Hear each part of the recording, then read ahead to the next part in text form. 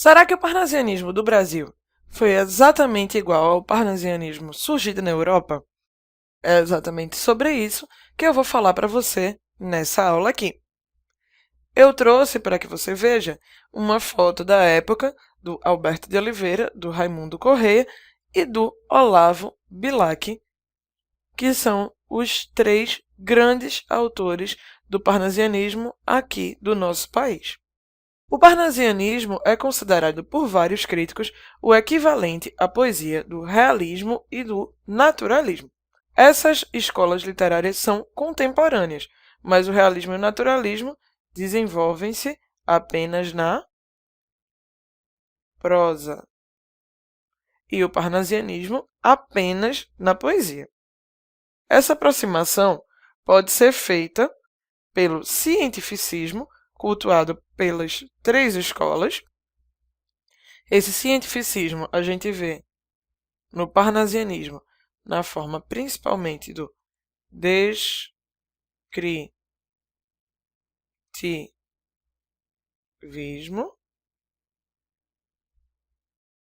e temos também o objetivismo, principalmente o objetivismo nas descrições e na linguagem quando a gente fala do parnasianismo. Então, esses dois aspectos aqui tornam essas escolas muito próximas. Mas o parnasianismo diferencia-se das duas escolas anteriores nas temáticas.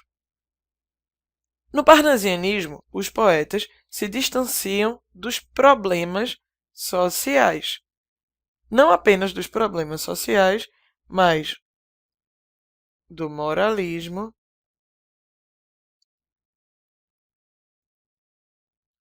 da religião,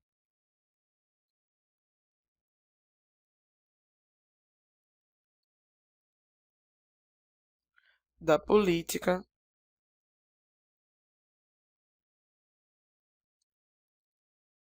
entre outros aspectos voltados para o campo social. Já os realistas e naturalistas criticam a elite burguesa e a hipocrisia social. Então, eles utilizam a arte como denunciadora, uma coisa que o parnasianismo rejeita, porque, para o pensamento parnasiano, a arte deve encerrar-se nela mesma. No Brasil, o parnasianismo domina a poesia até o modernismo dar os seus primeiros sinais. É quando o modernismo começa a se estruturar que o parnasianismo começa a ser amplamente criticado. Nós temos até grandes modernistas que, antes de aderir ao movimento, escreveram de forma parnasiana, como é o caso do Manuel Bandeira e do Mário de Andrade.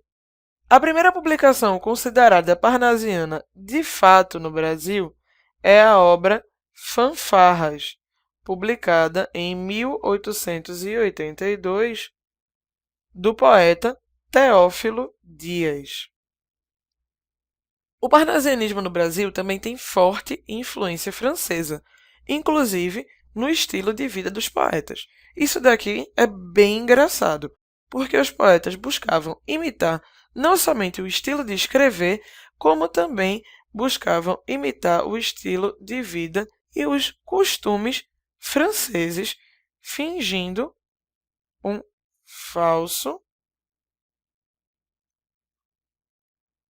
luxo,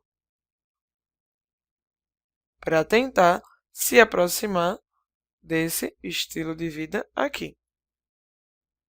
Apesar dessa grande influência que o parnasianismo no Brasil recebeu da França, ele não é uma exata reprodução do modelo, desse modelo aqui, o francês. E por que ele não é uma exata reprodução do modelo? Ele não é uma exata reprodução do modelo porque ele não obedece à mesma preocupação de objetividade, de cientificismo e de descrição realistas. Então, nesses três pontos, o parnasianismo no Brasil foge à regra do parnasianismo europeu.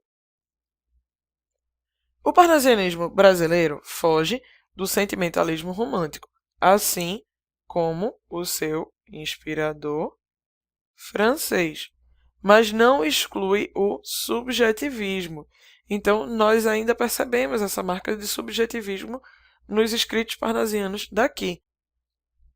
Os poetas parnasianos veem o homem como preso à matéria, sem possibilidade de libertar-se do determinismo. Esse determinismo aqui que lembra naturalismo. Então, ele começa a tender para o pessimismo ou para o sensualismo. Essa prisão aqui faz com que o homem passe a tender para um desses dois pilares aqui. E é exatamente aqui que surge a poesia filosófica.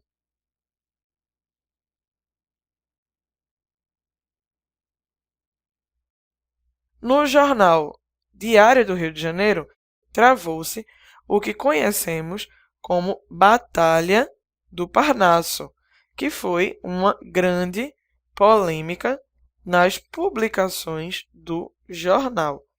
A Batalha do Parnaso aconteceu no final da década de 1870.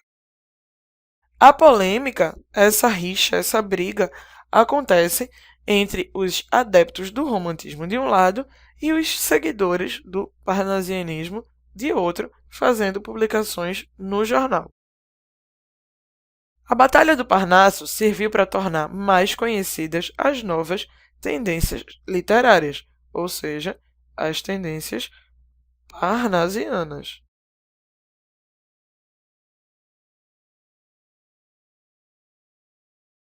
Entre tantos autores que nós temos no Brasil, porque o parnasianismo foi extremamente difundido no nosso país, nós temos alguns que se destacam. Nós podemos falar do Olavo Bilac, do Alberto de Oliveira e do Raimundo Corrêa. Esses três que estavam naquela primeira foto de capa que eu mostrei para você, que formam o que conhecemos como Tríade Parnasiana, porque foram os autores mais importantes e mais fecundos dessa escola. Também temos a Francisca Júlia, e eu acho super interessante falar para você da Francisca Júlia, porque ela foi uma das primeiras mulheres a publicar aqui no Brasil os seus escritos. E o engraçado, o peculiar, é que na época a Francisca Júlia precisava publicar com um pseudônimo masculino, porque não acreditava-se que fosse possível uma mulher escrever poesia, o que é, né, um absurdo. Temos também o Vicente de Carvalho, o Luiz Delfino, o Mário de Lima, entre tantos outros grandes autores parnasianos.